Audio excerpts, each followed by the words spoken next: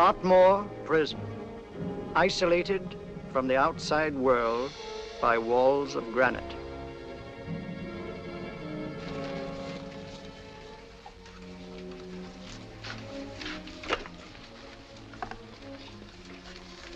They say you could get out of here by merely telling what you know. You may or may not be another Scotland Yard bloke, but I'll give you the same answer I gave the others. I still have 2 years, 8 months, and 6 days left in which to make musical boxes. That'll be sold at auction for the benefit of this delightful sanctuary. And I intend to sell them.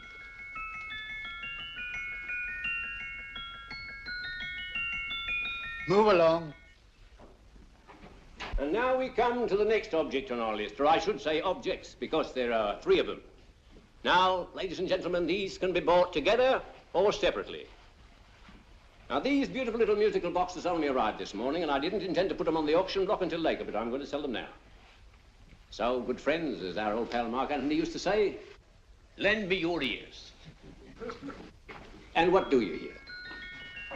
Right. The beautiful tinkle tinkle of a musical box. What a lovely trinket. What a beautiful gift. Created and made by loving hands. A thing of beauty and utility. I was going to start with £5. It's a bargain, £5.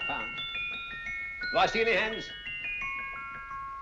If there's a connoisseur in the house, will go £3 for it. £2. £1. 10 shillings. Thank you, sir. Ladies and gentlemen, 10 shillings is offered for a musical box you couldn't buy anywhere in London for less than £5. It'd be stealing to let it go for 10 shillings. Like taking milk from a baby. All right, we're selling for 10 shillings. 10 shillings, 10 shillings is offered, 10 shillings is offered, 10 shillings is offered. And anybody give him £1? Want to give him £1? I won't someone give me £1. £1 is offered, £1 is offered, ladies and gentlemen, £1 is offered. It's against you, sir. Will you go to £2? Will you go to £2, sir? £2. £2 is offered. £2 is offered. Going once, twice, third and the last call. Sold to the gentleman for £2. Sorry, my dear. Now, ladies and gentlemen, comes the opportunity to purchase an exact duplicate of the beautiful little musical box just bought by this gentleman for the ridiculous low price of £2. Now, it's exactly the same. Exactly the same. Made with the same hands. You hear that? Isn't that lovely? That tinkle, tinkle, tinkle, tinkle. Sounds like Bow Bells to me, you know, with little angels pulling on the ropes, eh? Who'll give me £2 for it? Who's starting with £2? Will anybody start with £2?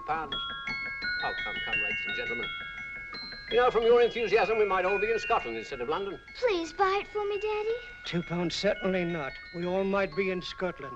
Besides, I don't like his manner. £1, 10 shillings. £1. £1 is ours. £1 is offered. £1 is offered, going £1. Any advance? Going once, going twice. The third and the last call. Sold to the lady for £1. Smart bidding, my dear. Thank you. We come to the third and last of these beautiful little musical boxes. Exactly the same. Tinkle, tinkle. Isn't that lovely?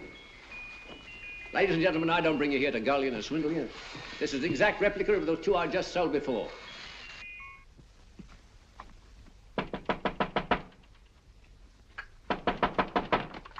We're closed. But this is extremely important. Come in, sir, come in. I'm sorry to disturb you, but I was unfortunately delayed from arriving in time to bid on certain articles which I was rather anxious to obtain. Oh, perhaps they weren't sold, sir. We are carrying several things over. What might the articles be, sir? 3 identical musical boxes, about so large. Oh, I'm sorry, sir, but they were sold. Pity you weren't here to bid on them. They didn't bring anything like the real value. I'm most anxious to obtain them. I wonder if your records would show who the purchasers were. Oh, we don't usually give out that information, sir. For certain, shall we say, sentimental reasons, I'm most anxious to get in touch with the purchasers. I'd be willing to pay, shall we say, £5. Well, for certain sentimental reasons, sir, we'd be very happy to oblige. Alfred, today's sales. The 3 musical boxes. Musical boxes, here we are. The first purchased for £2 from Mr. Julian Emery, 52 Portman Square. Write this address down, Alfred. Yes, sir.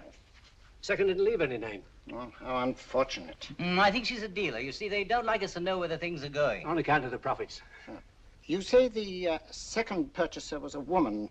Can you give me a description of her? Oh, she was a young woman, fairly tall, slender.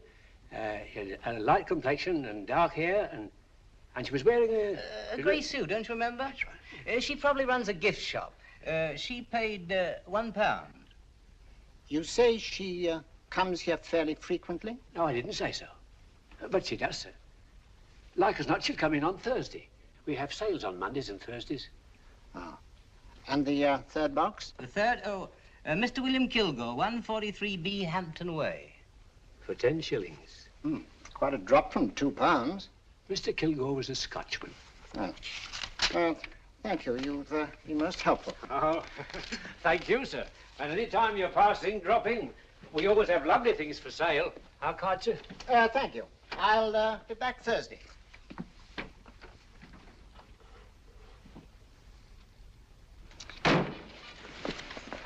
The message reached us too late. Musical boxes are being sold. Well, let's get out of here.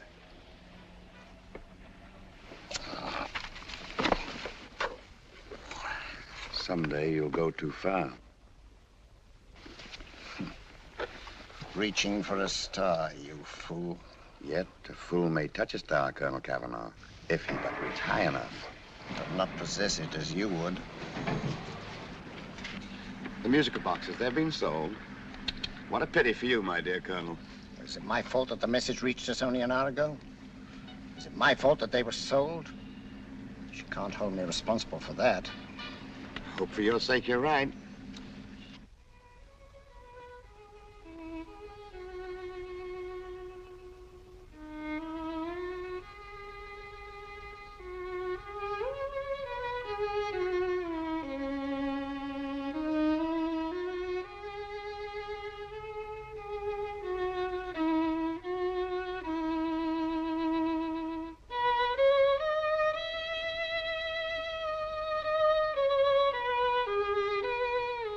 They will call upon you tonight at 7:45, a gentleman who desires to consult you upon a matter of the very deepest moment. Do you remember that letter, Holmes? It was written over 2 years ago. An interesting case, devilishly interesting. Irene Adler. What a striking-looking woman from the brief glance I had of her. Seems only yesterday. What charm. What poise, and what a mind. Sharp enough and brilliant enough to outwit the great Sherlock Holmes himself. I take it the new issue of the Strand magazine is out, containing another of your slightly lurid tales. It is indeed. And what do you call this one? I call it A Scandal in Bohemia. Not a bad title, eh? If you must record my exploits, I do wish you'd put less emphasis on the melodramatic and more on the intellectual issues involved. More on the What do you mean by that? Well, I do hope you've given the woman a soul. She had one, you know. By the woman, I suppose you mean Irene Adler. Yes. I shall always remember her as the woman.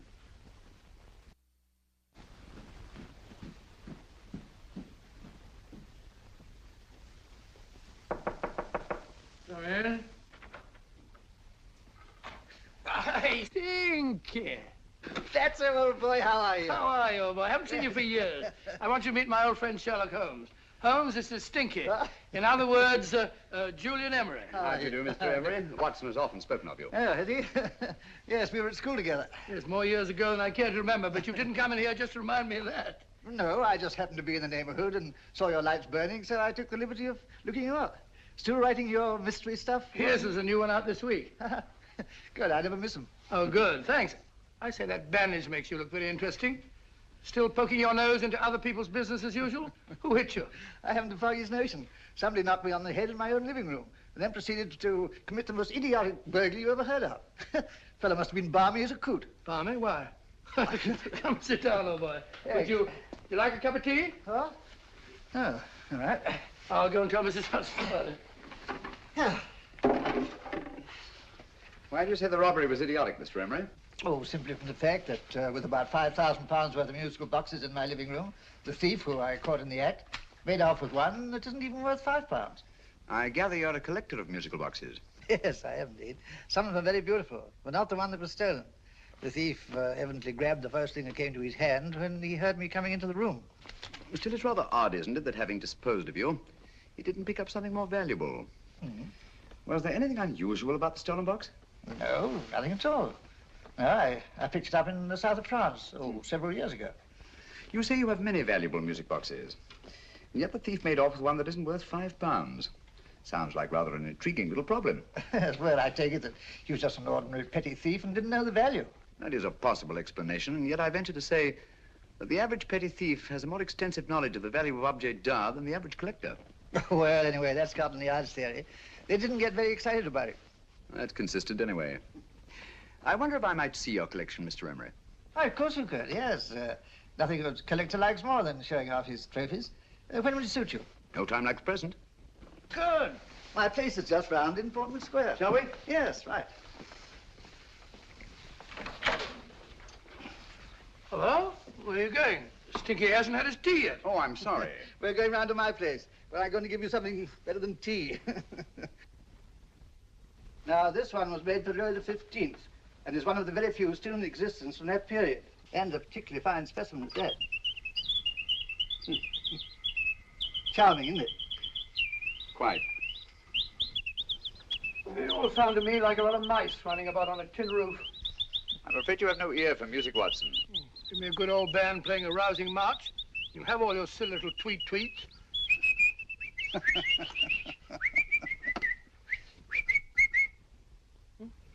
Another one. Is this me?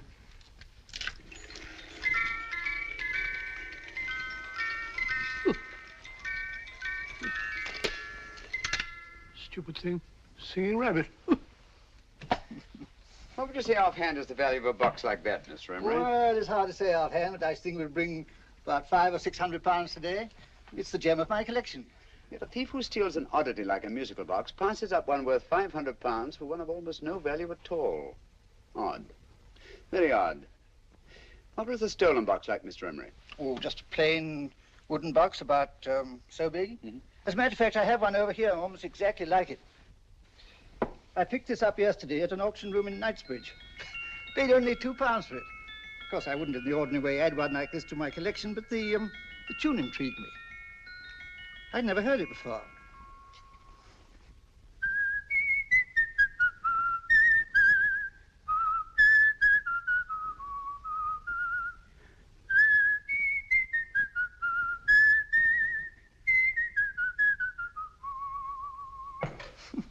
You have a remarkable ear for music, Holmes. Rather an unusual melody. Sit down, Will. Thanks. You say you bought that box at an auction sale yesterday? Yes, the Gaylord auction rooms in Knightsbridge. Mm-hmm. Run by old, what's his name? Crabtree. Handsome man. At what time was the robbery committed?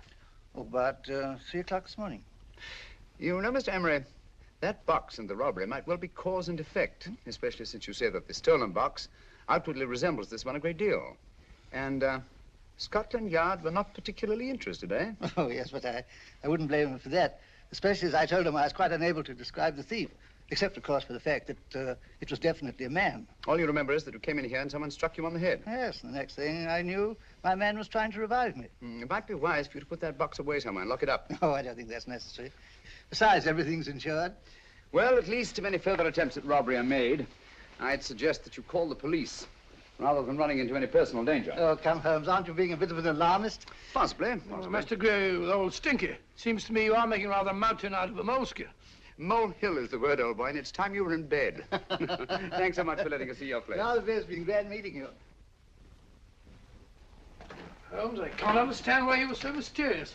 Seems to me the petty thief explanation was the only sensible one. Really? Yes, I can't see how you can believe it was anything else. I didn't say I believed it to be anything else. The petty thief theory is the obvious one, I grant you. However, it's often a mistake to accept something as true merely because it's obvious.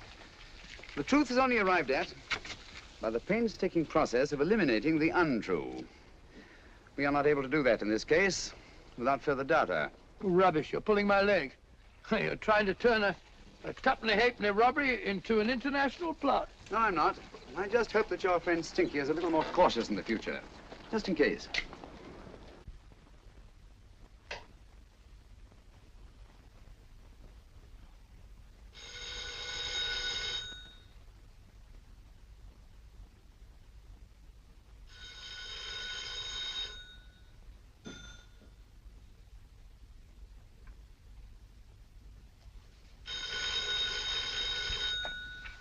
Yeah?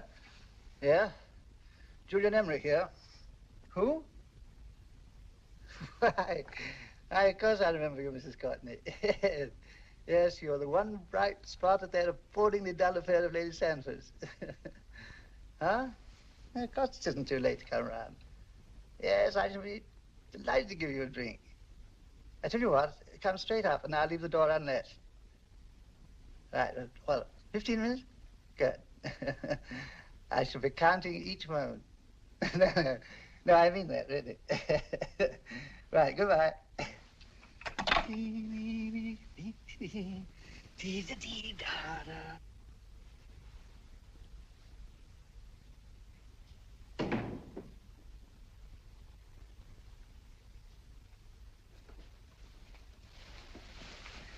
Boo! Oh, you startled me. Did I? Yes. Must be the pixie in me. I know I shouldn't have called you so late, but I was at a party just around the corner, and I remembered your invitation to see your collection of musical boxes. My dear Mrs. Courtney, the pleasure is all the greater for being so unexpected. My friends call me Hilda. Thanks.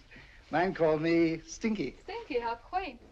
Oh, what a perfectly wonderful collection of musical boxes. You know, when you told me you had a collection, I had no idea it was so attractive. Yes.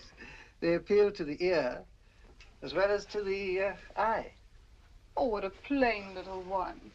Why, it looks just like a country cousin amid all this grandeur. No. You mustn't underestimate the country cousin.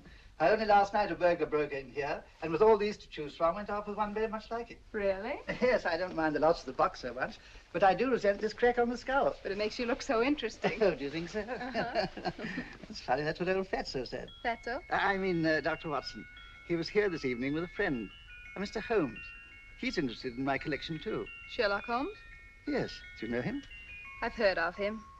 Yes, he seems to think I'm in some sort of danger. What a haunting tune. It takes me right back to my childhood. Really? You know, it's odd that you should be interested in that particular musical box. Odd? Why? Because Mr. Holmes is also interested in it. He may have been more interested in the tune than in the box. My dear Jess, that's right. I remember now. He whistled it note for note, having heard it only once. Really? He must be a remarkable man. Bit of an alarmist, if you ask me. Don't you believe in warnings? Of course not. Who'd want a box like that?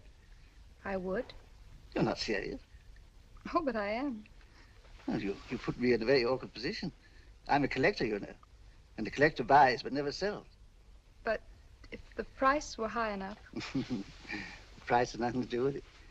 It's the principle of the thing. Yes, well, we haven't had our drink. No, thanks. I must be getting along. Must you really? I'm afraid so. You're not walking out on me, are you? My reputation. Stinky. I say, you know, you are an attractive woman. Thanks.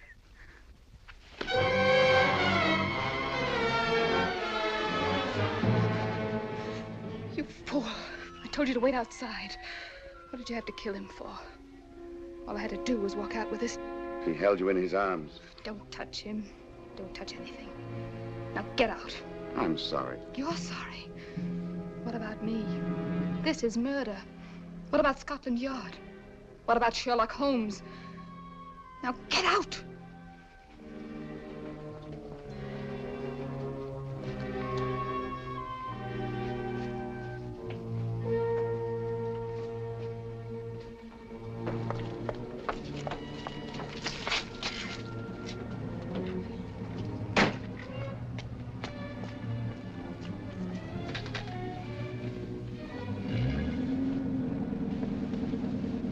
Did you get it?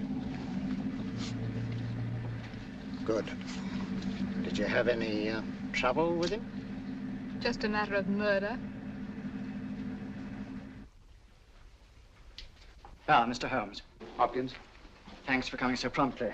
Inspector Lestrade suggested that I call through to you.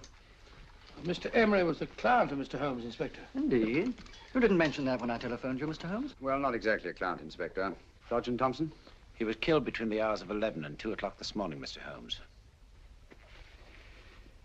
Must have been someone he knew, someone of whom he had no suspicion. Poor old Stinky. It's all my fault. I should have prevented this. Well, it's no time to start talking about that now, Doctor. Apparently it's gone. That's the second attempt on the musical box that Emery bought at the auction sale. And this time it was successful. But that box was only worth £2. It was worth a man's life, Watson. I think we'd better pay a visit to Gaylord's auction room and that fellow Crabtree. Inspector, may I suggest that you make a complete search of this flat for a small, plain, musical box about that size? Thank you. Come on, Watson. You say the first box went to Mr. Julian Emery. The second to Mr. Kilgore, 143B Hampton Way. And the third to the unidentified young lady who presumably has a shop and lives near Golders Green. That's right, Mr. Holmes. Isn't it rather strange, Mr. Crabtree, that you should have had 3 identical musical boxes all playing the same tune? Where'd they come from? Dartmoor Prison. Dartmoor? Yeah, we get a regular shipment from there every month.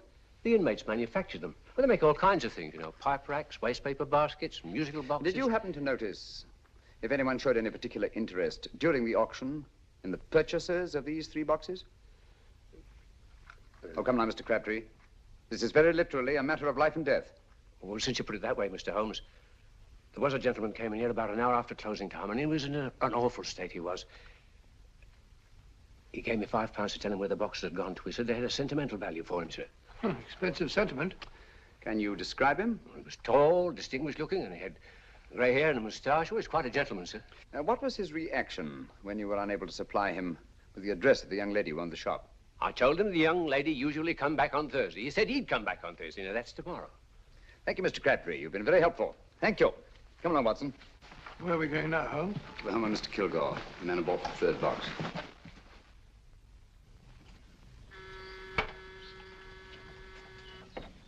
But hang it all, Holmes, how do you know those other 2 musical boxes are of any importance? I don't, but I certainly have no intention of waiting until the owners are murdered to find out. No one at home. I hope that's the explanation. I'll have a look through this window.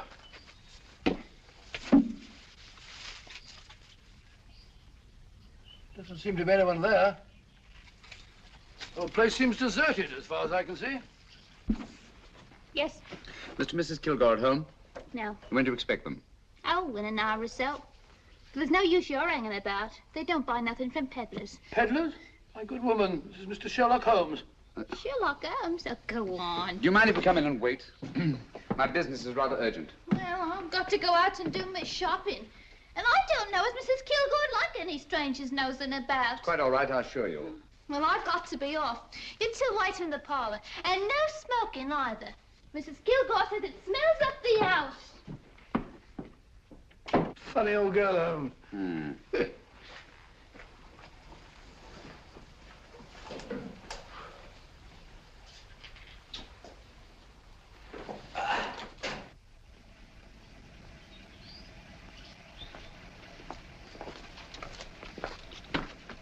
Park Lane. Park Lane? And what would the likes of you be doing in Park Lane? Now, don't worry about the fare, Ducky. If you knows how to get to Park Lane, up it.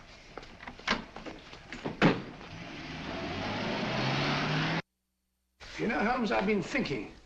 There must have been something hidden in that box of old stinkers. Stolen jewelry, possibly. What's up, Holmes? Listen. What's just the steam in the water pipes?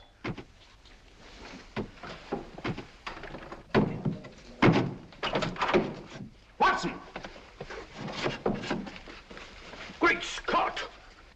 Come on, Holmes. Get on the chair here. It's all right, my dear. There. Now, don't worry. It's all over. There you are, dear. Don't cry anymore. She tied me up and shut me in the cupboard. I know. She won't come back. Did you show her your new musical box? Yes, she said she wanted to hear it play. And as soon as I showed it to her, she grabbed hold of No, it. I know. Now, don't worry. We'll buy you a new musical box. Yes, my dear, the best one in London. Watson. Oh, what a fool I've been. What do you mean, Holmes? She took the musical box out of this house in that market basket, right under our very noses. Why could the Kilgore charwoman want to take the music box? She isn't the Kilgore charwoman. She's a consummate actress. An extremely clever, unscrupulous woman who will stop at nothing. Take care of the child, will you, Wolfella, till our parents get back. Explain everything to them. Of course I will. But, Holmes, where are you going? Somewhere, somehow, I must get to the young lady who bought that 3rd musical box before our opponents find her. I only hope that I won't be too late. Oh, no. No. Darling, you mustn't cry anymore. Now, cheer up. Would you like to hear old Uncle make a noise like a duck?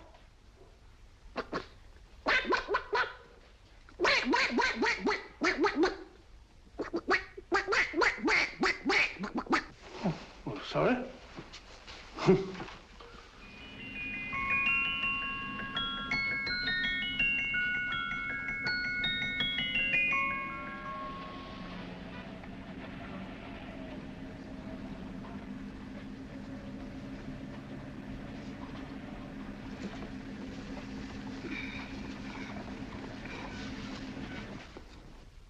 And now, ladies and gentlemen, how much am I offered for this beautiful lace Dresden china figurine? A lady of the French court. Now, this is the genuine article. What a beautiful ornament for your mantelpiece. Or you could use it as a centerpiece on the dining room table. Now, will somebody start me for £10? Will somebody start me for £10? £8? £7? All right, £5 is offered, £5 is offered, £5 is offered, £5.10, £5.15, £5.15. £6 is offered, £6, going once, going twice, the third and the last call. Have you all done? Sold to the lady from Twickenham for £6. Next, we have a real museum piece, ladies and gentlemen. A fine 19th century doll. The costume an exact replica of the holiday clothes worn by the Hungarian peasant women. Now, ladies and gentlemen, an article like this would cost you from £15 to £20 in a West End shop. I'm not going to ask you for anything like that. Who'll give me £2 for it? £2. Anybody offer me £2? £2 for the Hungarian? £2? £1. What? Does anybody give me £1? Anybody offer me £1 for the doll? £1 is offered, ladies and gentlemen. £1 is offered. Now, I'm not going to waste your valuable time or mine in trying to get one half of what this beautiful doll is worth. If the young lady can steal it for £1, that's her good fortune. So it's going once, it's going twice, the third and last call. Any more? Sold to the young lady for £1. And now, ladies and gentlemen, may I draw your attention to something which may be a great surprise to you, worthy of any collection. The only other one like it is in the British Museum. It's a Ming vase of the 7th dynasty. This vase lay in a large collection somewhere outside Rome for over 2 centuries, I understand. It was discovered there by the noted antiquarian, Sir Andrew Coppleston. Now, some of you may remember Sir Andrew Coppleston. Besides being a noted traveler and antiquarian, he's also a gentleman rider.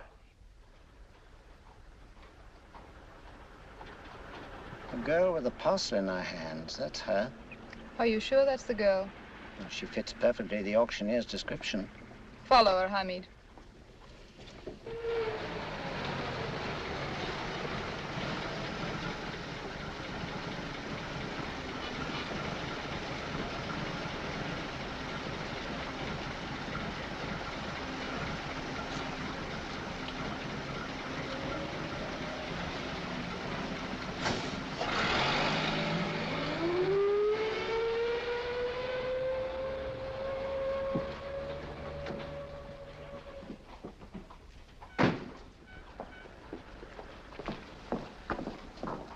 It's lovely, dear. And only £1. We can get at least 3 for it. Easily. I'll go make some tea. I could do with a cup. Right. Good afternoon. Good afternoon. I'm looking for a birthday gift for a 7-year-old girl. What would you suggest? We have some lovely dolls. Now, this Hungarian I peasant... think she has enough dolls already. Books are always welcome. Well, I'm looking for something a little different. Well, that's rather cute. What is it? Well, that's a musical box. Children always love them. And this is an exceptionally nice one. It plays many tunes.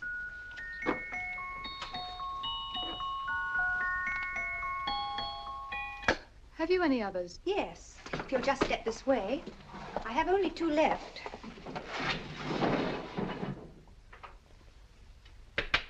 How nice.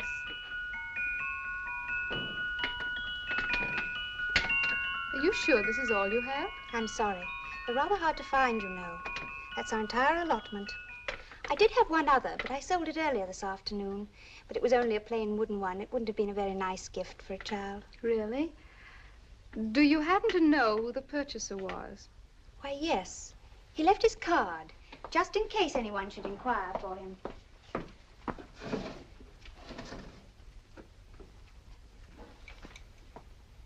How interesting.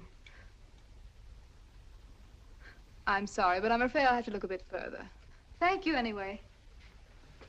Good afternoon. Thank you.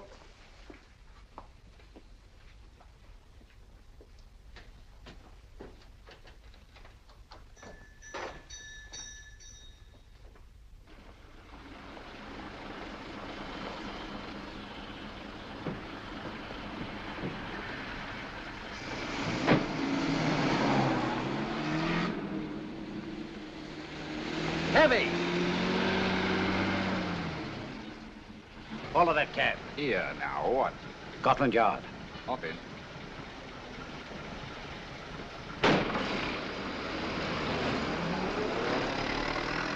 Sherlock Holmes. I might have known.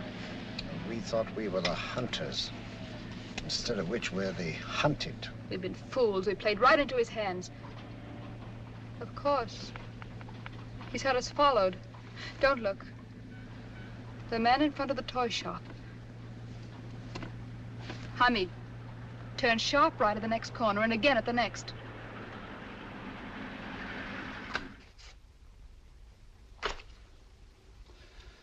No photograph of her, Commissioner, as I expected. She's not a known criminal. But how do you expect to know if you do find her? After all, she was disguised as a charwoman. Don't worry, old fellow. If I ever see her again, I'll recognize her. Well, it won't be long till we know who they are and from where they operate. Who's covering them? Sergeant Thompson's following them, sir. They won't get away from him. He's a good man. We could have arrested them at Clifford's toy shop if we had any proof. But we know that they killed Emery. Proof, my dear fellow. We must have proof. We have x-rayed it, sir. There's nothing whatever concealed in the box. We'll have a look at the plates.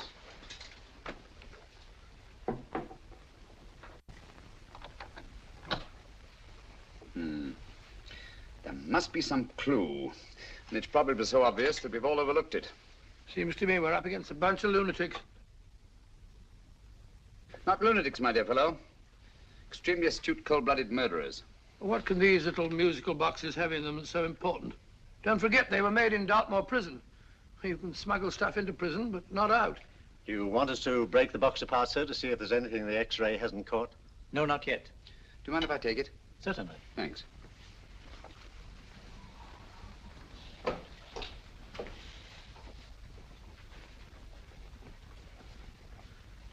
The governor of Dartmoor Prison informed us, sir, in answer to Mr. Holmes' question, that all three musical boxes were made by the same convict, John Davidson, serving a 7-year term, sir. Davidson? The Bank of England plates. That'll be all. Yes, sir. Now we're getting somewhere. Wait a minute. How did you know about the plates, Mr. Holmes? I'm a student of crime, Inspector. I make it my business to know about such things. And when the name of Davidson was mentioned... Well, who is this fellow Davidson? As long as Mr. Holmes seems to know all about it already, I suppose there's no harm in telling you. 2 years ago in London, there occurred a robbery of such tremendous importance, although the stolen articles themselves have no intrinsic value whatsoever, that the Home Secretary was instrumental in seeing that not a word of it appeared in any newspaper. But you never told me anything about this, Holmes. You were away at the time. Articles of no intrinsic value and yet of such importance? I don't understand. Davidson was apprehended within 15 minutes of committing the theft. But by that time, he'd hidden the articles in question and they've yet to be found. Before going further, Dr. Watson, I must inform you that this matter's not to be mentioned outside of this room. Of course not. Do I look like a man who'd gossip? Let's not go into that now, old fellow, shall we? Davidson had been employed for years in a position of extreme trust by the engravings department of the Bank of England. The articles he stole were nothing less than a complete duplicate set of plates for printing £5 notes. What? The Bank of England's own plates? Precisely. And with those plates, a gang of crooks could flood England with £5 notes, not forged in the usual sense of the word, but notes undetectable from genuine Bank of England notes in any way whatsoever. Good heavens. Any whisper at all might have resulted in enormous damage in shaking public confidence in the Treasury. We tried everything after we arrested Davidson. Offered him a shorter sentence if he'd tell us where he'd hidden the plates. Why, we even put in Scotland Yard men with him as cellmates, but no results. Obviously, Davidson is a man of strong character and infinite patience. Yet suddenly he feels impelled to smuggle out the secret of the hiding place of the plates to his confederates. Why? I don't understand, Mr. Holmes. Well, for example, has the Bank of England made any plans to radically change the design of the £5 note so that in, say, 7 years from now, notes made from the stolen plates would be worthless? Of Confidentially, Mr. Holmes, such a move was discussed. But replacing all the £5 notes in circulation would be such a Herculean task that nothing's been done about it as yet. I see. Of course, there is another possible explanation. Davidson didn't have much time to find a hiding place before he was captured. He may be afraid that the plates will be accidentally discovered before he's released. Hence his anxiety to communicate their whereabouts to his confederates as soon as possible. I believe you've hit it, Mr. Holmes. I'm sure that the message is contained in this musical box. Or rather, in all three musical boxes, since possession of all three seems to be essential. Our opponents have 2/3 of the puzzle, we have 1/3. Well, what are you going to do, Holmes? Try to deduce the message from the 1/3 that we have.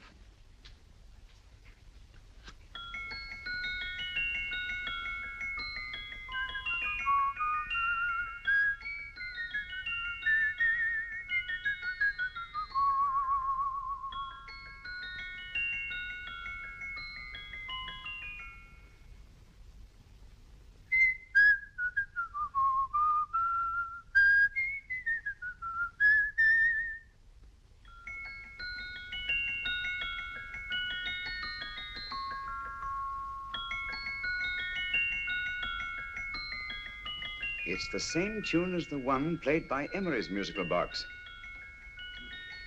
And yet it's different. Sounds the same to me. The tune. Somehow the tune is the key to the mystery. It must be the tune. Otherwise, why use 3 musical boxes to convey the message? Why not collar boxes or shoe boxes? Yes? Oh. It's for you, Inspector. Oh, thank you, sir. Inspector Hopkins speaking. What? Where?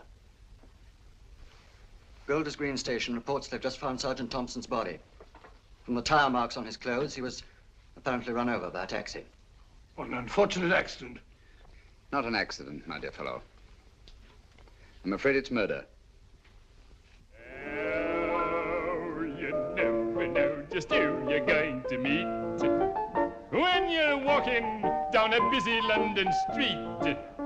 Mrs. Hawkins, Mrs. Brown, any subject of the crowd. Oh, you never know just who you're going to meet. So you better hold your topper in your hand, just in case you meet a lady on the Strand. Girls will think you're kind of sweet, and your day will be complete. Oh, you never know just who you're going to meet. Now, a gentleman is judged by his appearance. Yes, a gentleman is judged by how he talks. Now, he's much better off when he's acting like a toff, especially if he's taking him a walk. What on earth is this outlandish place? A rendezvous for actors. Actors? Buskers, old boy. You've seen them 1,000 times. Actors who entertain the queues, waiting outside theaters. You never know just who you're going to meet when you're walking down a busy London street. So you better wear your best, how it pays to look your best, 'cause you never know just who you're going to meet. So you better keep your manners right in view, just in case a lady gives a how'd you do. Keep your trousers in a pleat, shine your shoes and keep them neat, 'cause you never know just who you're going to meet. Blimey. Mr. Holmes. How are you, Joe? Never met him. And yourself? Fine, thank you. I want you to meet a friend of mine, Dr. Watson, Joe's sister. Oh, well, any friend of Mr. Holmes is a friend of mine. Hi, Joe. He did me a good turn once that I'll never forget. Yes, I cleared Joe of a most unpleasant charge. Murder, no less. Oh, really? By proving to the satisfaction of the police that he was busy at the time blowing open someone's safe. That's right, Governor. Good gracious me. Joe, now you can help me. Come on, buzz off, buzz off. Come on, up it, up it. Can't a gentleman have some peace and quiet around here? And you too. There you are, Mr. Holmes. Now we can have some peace and quiet around here. Thank you, Joe. There's £5 in this for you. Well, I wouldn't want to take it on myself, sir. But I can get somebody to do it for you for half of that. You don't know what the job is yet. For £5? Murder, ain't it? What? No, Joe, not murder, just music. I want you to identify a song for me. Oh, there ain't a song that's been written that I don't know. That's why I came to you. Of course, the violin is more my instrument, but, oh, well, here we go. Now, listen to this, Joe.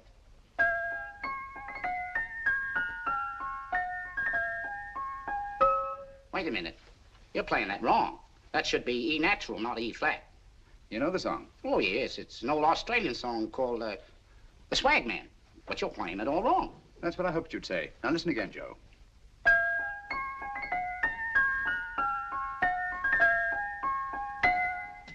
That's the same tune, all right, but you're making different mistakes than you did the first time.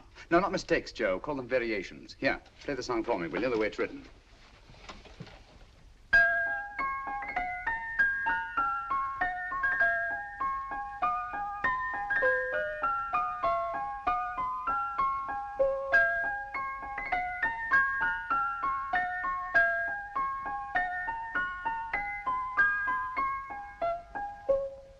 There you are. Thank you, Joe. What's it mean, Holmes? Are you onto something? Perhaps. I don't know yet. It's probably a code of some sort. Joe, could you write the song down for me, the way it was originally written? Oh, sure, Mr. Holmes. But it'll take a few minutes. Here, Mabel. Pale ale. Come on, up to it. Along with it.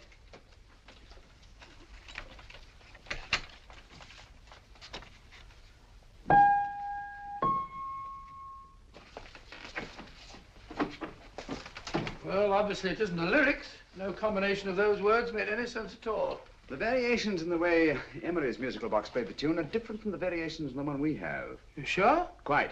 You see, I took the trouble to memorize the tune as played by Emery's box that night we were with him in his flat. Holmes, you amaze me. Elementary, my dear fellow. One of the first principles in solving crime is never to disregard anything, no matter how trivial. But why the 3 boxes? Why not 1? Because the message was obviously too long to be conveyed by any one variation. Then there's the 3rd box, the one that woman took from the Kilgores. That contains yet another set of variations. Yes, well, it's all beyond me. Well, all we have to do now is to find the secret of the variations. Not a very easy problem to solve, my dear fellow. Hello. What's up? We've had company.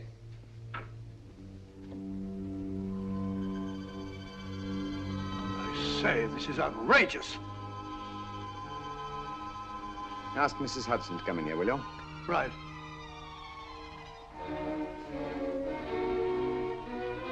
Mrs. Hudson? Yes? Oh, there you are. Will you come up here at once, please? Oh, coming, sir.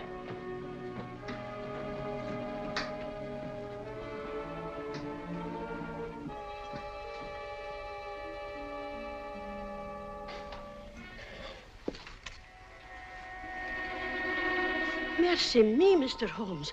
What has happened? Who called while we were out, Mrs. Hudson? Just a young lady. The one who said you wanted her to wait for you. And a nice-looking old gentleman with Our her. friends again, Watson. Friends? What did the young lady look like? Oh, I couldn't see her face. She had a heavy black veil on. But she had such a nice way with her. Oh, I'm sorry, Mr. Holmes, if I've done anything wrong. But you did say I should always let clients come in and wait for you. Don't worry, Mrs. Hudson, don't worry. You had no way of knowing. It's quite all right, quite all right. Now, don't worry, Mrs. Hudson. Don't worry. Well, where on earth's the musical box? They didn't get it. Didn't get it? Where is it? It's in your hand. Huh? In that biscuit jar. Take the biscuits off the top. Now put your hand inside, and you'll find the music box. Well done, Holmes. Well done. Amazing.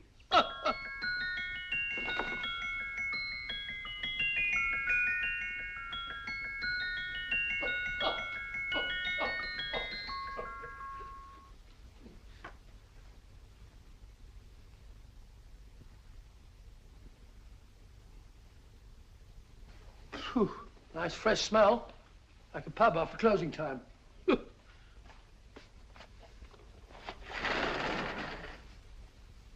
I say, Holmes, What? it's morning. Allow me to congratulate you on a brilliant bit of deduction.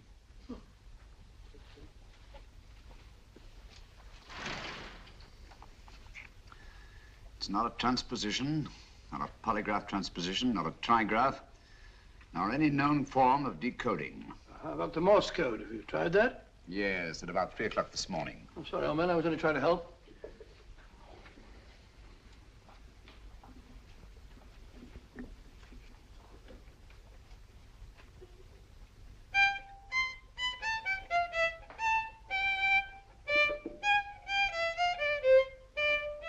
Oh, do me a favor. Not again. Must have heard that thing 1,000 times. Kept me awake all night.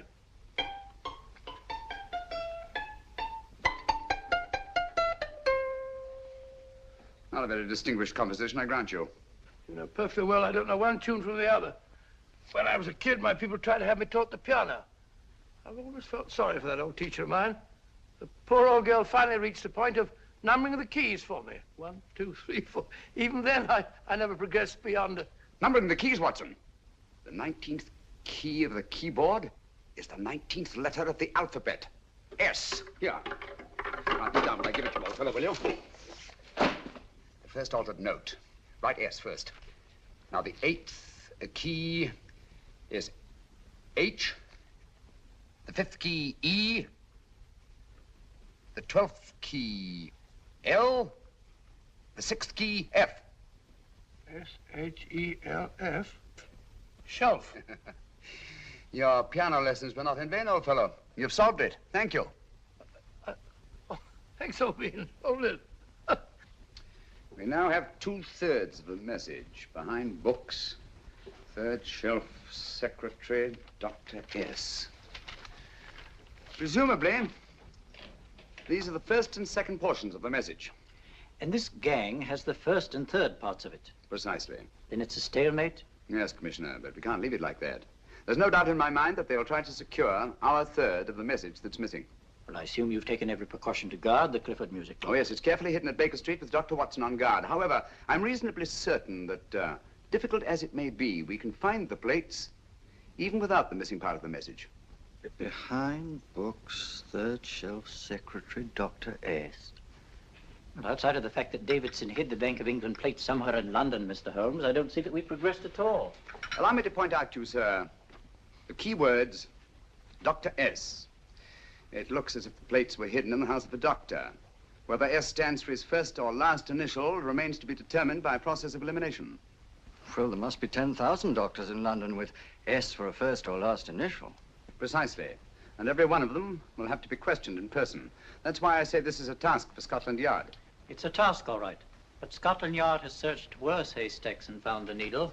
Well, for the time being, I'll leave the matter in your hands, gentlemen. We'll call you if and when we get a lead on our mysterious Dr. S. In the meantime, I intend to follow up a little clue concerning a cigarette.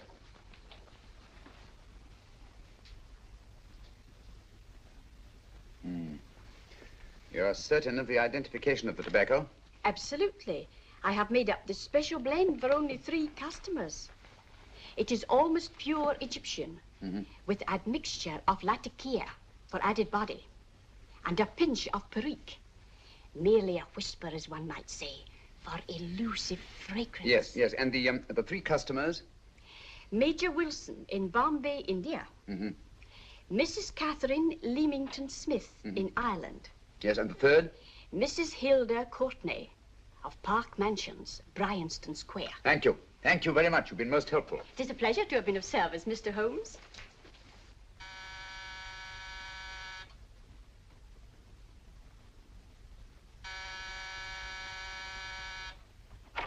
Yes? Mrs. Courtney? Yes. My name is Sherlock Holmes. Oh, do come in. Thank you. I've heard of you, of course, Mr. Holmes. I believe we have a mutual friend in Sir Edward Brookdale. He's spoken to me of you quite often. Indeed. And to what good fortune am I indebted for this visit? I think you know Mrs. Courtney. Well, I did get a summons for speeding last week. But outside of that, I don't think I'm of any interest to the police. Oh, come now, Mrs. Courtney. You seem to forget that you and I have met before. I'm sorry. I'm sure I would have remembered meeting the great Sherlock Holmes. Please sit down. Thank you. You say we met before. Yes. At the home of Mr. and Mrs. Kilgore, 143B Hampton Road. Kilgore? I don't think I know anyone of that name. Well, I didn't say you knew them. As a matter of fact, you called on them when they were out. I don't understand, Mr. Holmes. Really? And you were dressed rather differently. Indeed. Cigarette? Thank you.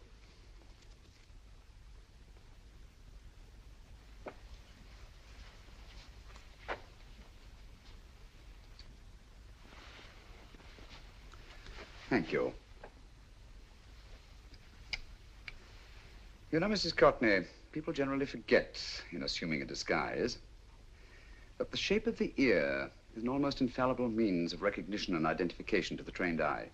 Evidently, you've mistaken me for someone else. Oh, no, not at all. Though naturally, I expected your denial. But when you paid your visit to my rooms at Baker Street, you carelessly left behind another identification.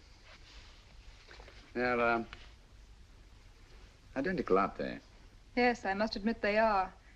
You see, Mr. Holmes, to catch one as clever as you, I had to use a very special lure. I knew you'd be unable to resist the bait of my cigarette, having read with great interest your monograph on the ashes of 140 different varieties of tobacco. I should advise you not to move, Mr. Holmes. I must congratulate you on your ingenuity, Mrs. Courtney. It was indeed a brilliantly designed trap. Thank you, Mr. Holmes. Praise from a master is indeed gratifying. I shall always cherish the memory of your flattering words. Memory?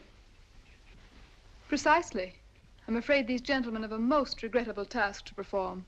Unless, of course, you care to turn over the missing musical box with your pledge to take no action against us in the future. I'm afraid that will be impossible. I thought that would be your answer. Hamid! Careful! Careful. There's no need to be unnecessarily rough with our distinguished guest. You realize, Mr. Holmes, that your demise will not take place here. The corpus delicti, you know. Well, naturally. Shall we go? It's so fearfully awkward having a dead body lying about. Don't you agree, Mr. Holmes? Another dead body shouldn't weigh too heavily on your conscience, Mrs. Courtney.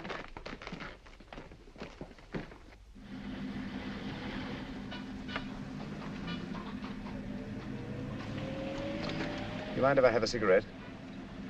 I don't see why not.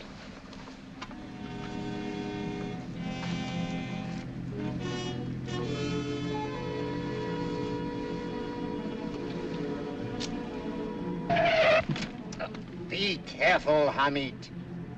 It's the brakes, they bind. Thank you, Colonel Cavanaugh. It's very considerate of you.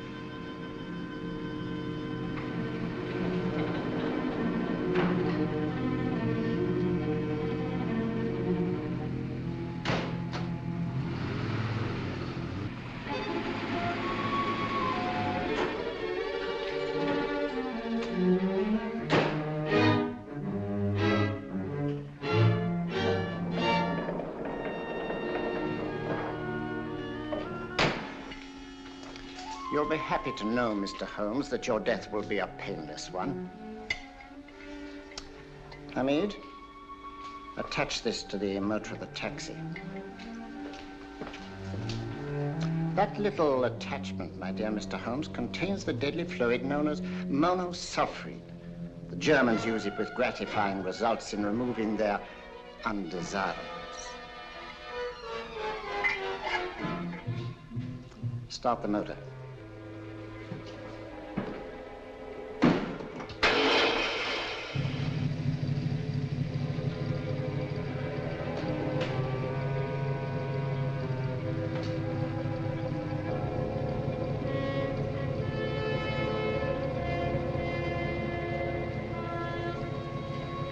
Tape his mouth.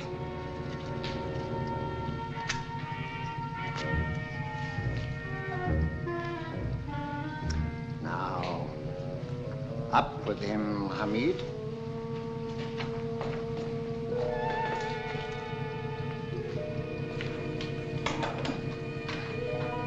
You find yourself like Muhammad's coffin, Mr. Holmes, suspended between heaven and earth. Plenty of fuel in the tank? Good. It would be too bad to have anything go wrong through so simple an oversight.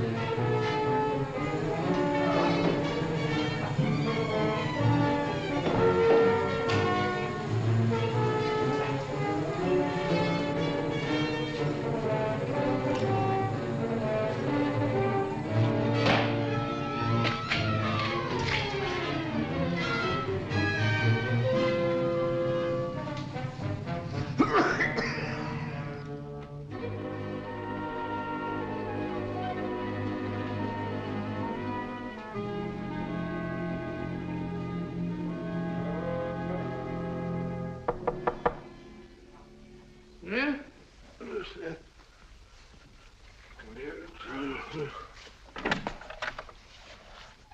Good afternoon. Mr. Sherlock Holmes? No, I'm Dr. Watson. Oh, of course, Dr. Watson. How stupid of me. Oh, so, this is stupid of me. Won't you come in? Well, I really came to see Mr. Holmes. Oh, I'm afraid he's out. I don't know when he'll be back. Perhaps there's something I can do. Won't you sit down? Thank you. You know, Sherlock Holmes and I have been engaged on a great many cases. Oh, really? Yes, indeed. As a matter of fact, this very moment, we're involved in one of the most baffling... Oh, well, won't you tell me your trouble, and I may be able to help you. That's very kind of you, Dr. Watson. Perhaps if I wouldn't be imposing too much. Imposing? Oh, there's no imposition. No imposition at all. A pleasure, I assure you. Now, tell me all about it, Miss Williams. Mrs. Williams. I live in Surrey, Dr. Watson, and I've come up to London in sheer desperation. My only sister has disappeared, and the local police seem utterly unable to find her. Well, Holmes and I solved a case exactly like that once. Very interesting, as far as I remember. I call it the adventure of the solitary cyclist. Oh, sorry. Now I come to think of it, it wasn't so very similar. Entirely different. I don't think what I was saying. Where were we? She's only 17, Dr. Watson, and until she disappeared last Thursday, she seemed to be in the best of spirits. Possibly a romantic entanglement? Oh, no, nothing of the sort. She left no note, didn't even pack a bag, no explanation. She just started to walk to the village from our house in broad daylight and simply vanished from the face of the earth. Oh, there. Might I have a glass of water? Glass of water. Have one in 1 minute.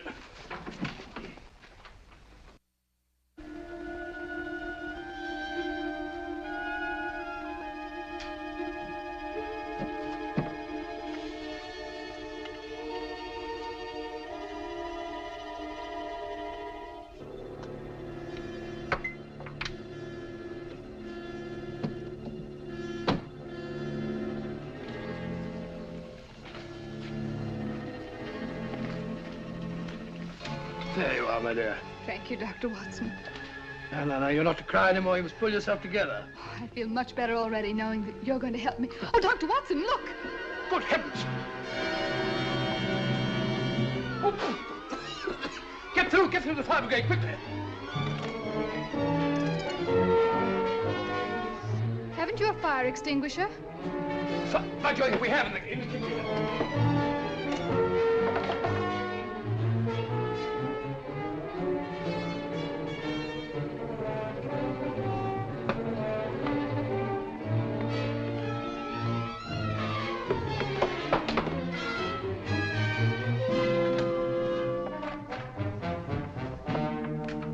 Don't you worry, Miss Williams. We'll have this thing out in no time.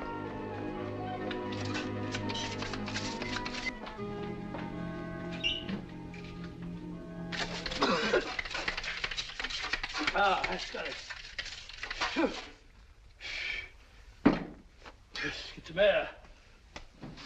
Well, you see, there was no need for the fire brigade after all. I hope you weren't too frightened, Miss Williams. Oh, gone. That's the trouble with women. They always lose their heads in an emergency. Well, a musical box. Great Scott! Miss Williams!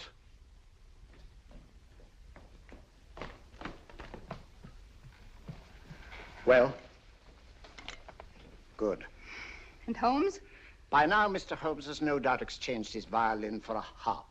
Always assuming that heaven is his destination. And now that we have the missing musical box.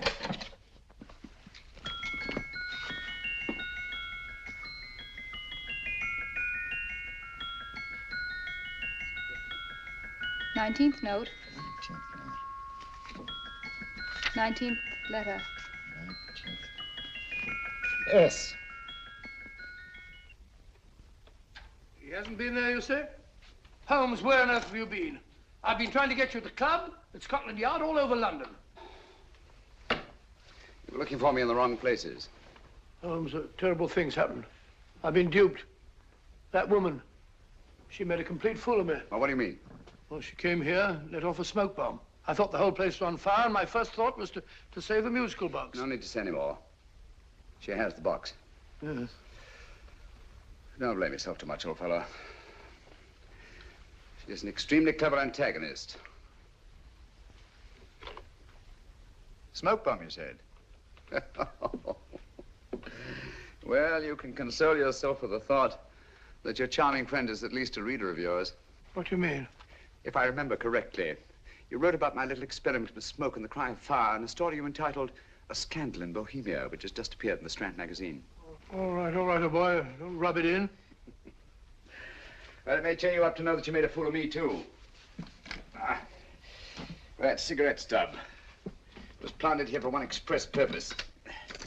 We're going to bandaging around this place. Bandaging? What's the matter, Holmes? You hurt? Explanations will have to wait until later. At the moment, we're faced with a problem which I fear is insurmountable. Come over here, old boy, will you? Right. Our opponents are in possession of all three parts of the code. And here are we, while the Bank of England plates pass into their possession. Cheer up, old fellow, cheer up. As Dr. Samuel Johnson once said, there's no problem the mind of man can set that the mind of man cannot solve. What's that, old fellow? I was just quoting Dr. Samuel Johnson. He said there is Thank you, Watson. Thank you. Leaving the front reception room, we come into the main hall, where Dr. Johnson was in the habit of passing through to have his meager meals in the dining room opposite, in company with his friend and biographer, James Boswell. We will now pass up the stairway, which remains in its natural wood finish, just as it was when the good doctor was here. The framed etching on the wall is believed to have been presented to Dr. Johnson by the distinguished painter, Sir Joshua Reynolds. I've been told here that that picture was given in by Mrs. Thrale, and it's definitely not a Reynolds. Is that important, my dear? Oh, I'm sorry. This way, ladies and gentlemen, please, this way. Move along, children, move along. The secretary's not on this floor. Patience, Hamid. I have a feeling My that... dear Colonel, with Sherlock Holmes out of the way, what could go wrong?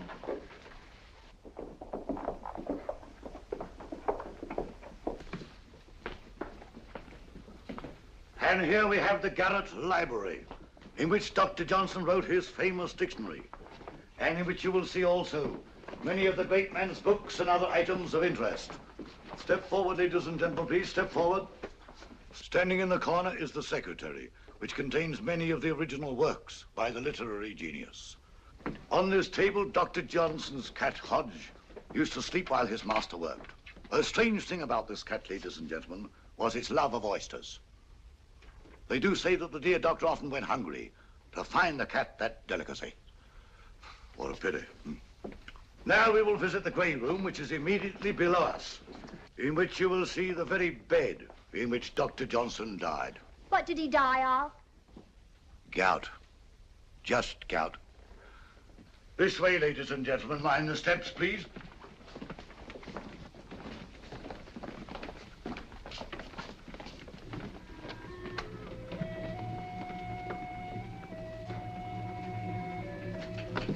Your keys.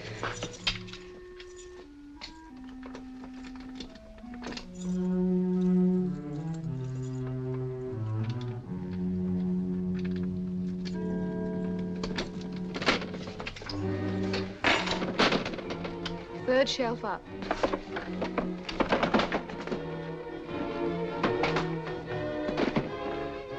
The knife.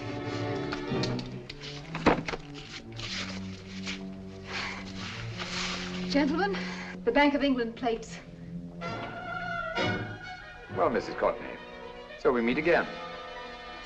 No, I shouldn't do that if I were you, Colonel Kavanaugh. I must congratulate you, Mr. Holmes. You're far more clever than I thought. Thank you, Mrs. Courtney. Praise from you is indeed gratifying. I shall always cherish the memory of your flattering words. Memory? Oh, thank you. And now I have a most regrettable task to perform.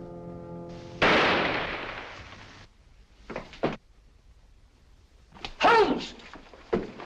Coming, Holmes! Holmes, you all right? Perfectly, thank you, old fellow, but I think this gentleman on the floor requires some medical attention. We must see that he looks his best, you know, when he's hanged. Take them in charge.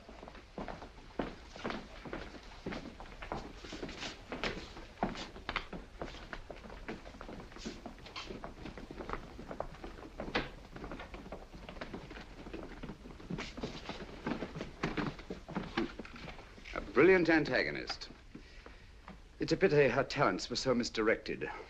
Will you see that these plates are returned to the Bank of England, Inspector? I still don't understand how you solved it, Mr. Holmes. It's entirely due to Dr. Watson.